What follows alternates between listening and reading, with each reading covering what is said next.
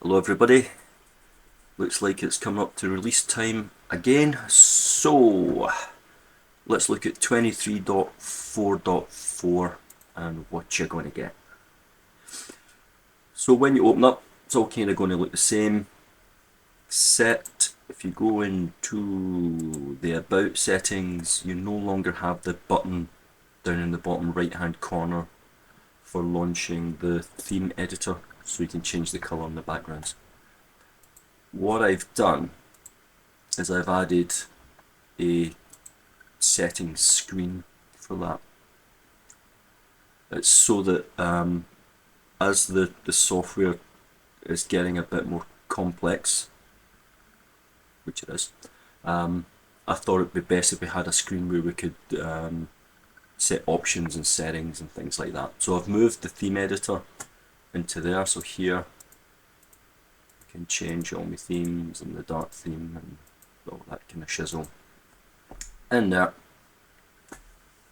and that's all good.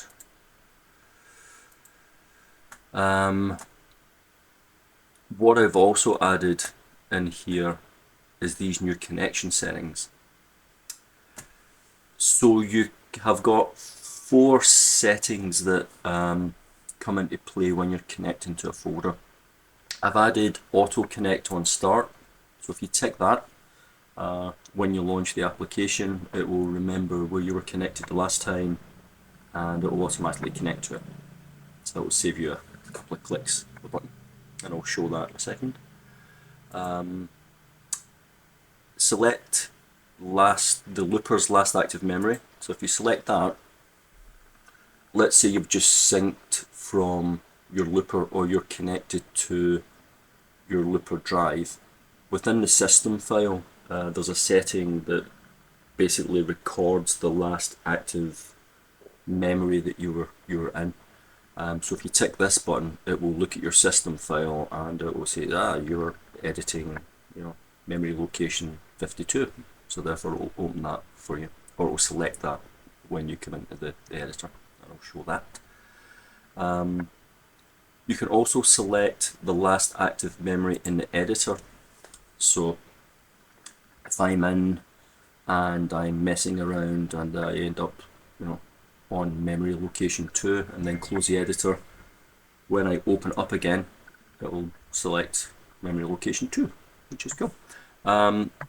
If you've got both of these ticked, it will check to see what the last looper setting was, and then it checks to see what the last editor setting was, and the editor setting will win out of the two if you've got these two selected.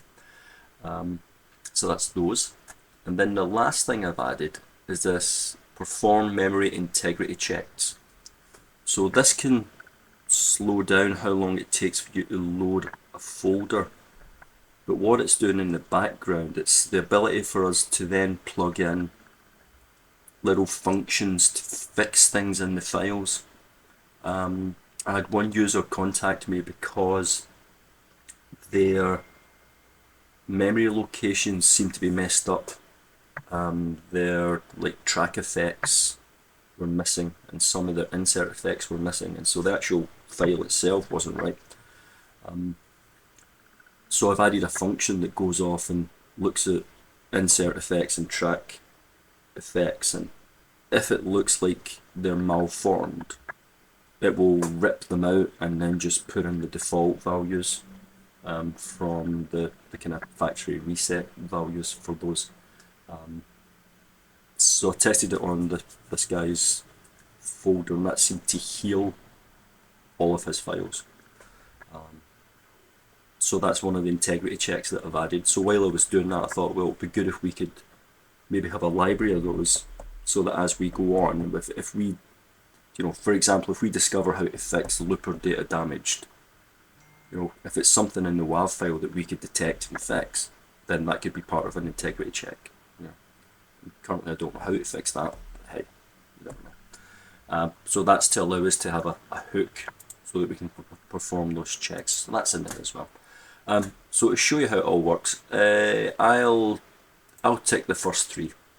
So auto connect on start, select the last looper active memory, and select the last editor active memory. So if I go into here and I connect. It's been connected. I'll go into memory editor. I'll connect to Mustang,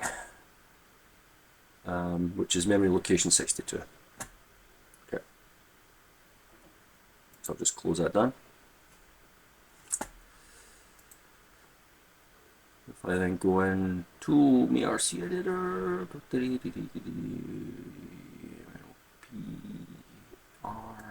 editor. When it opens up, it's automatically connecting. If I go into memory editor, it's automatically went down to Mustang. So there you go. Cool, that's auto connect. So this is 23.4.4. I'm going to make it available on the kind of latest build folder, so it's not available yet for you guys just to say check for updates and pull it down. If anyone wants to test these out, I've done a build for Windows, for Mac, and for Big Sur, which needs to have a separate build.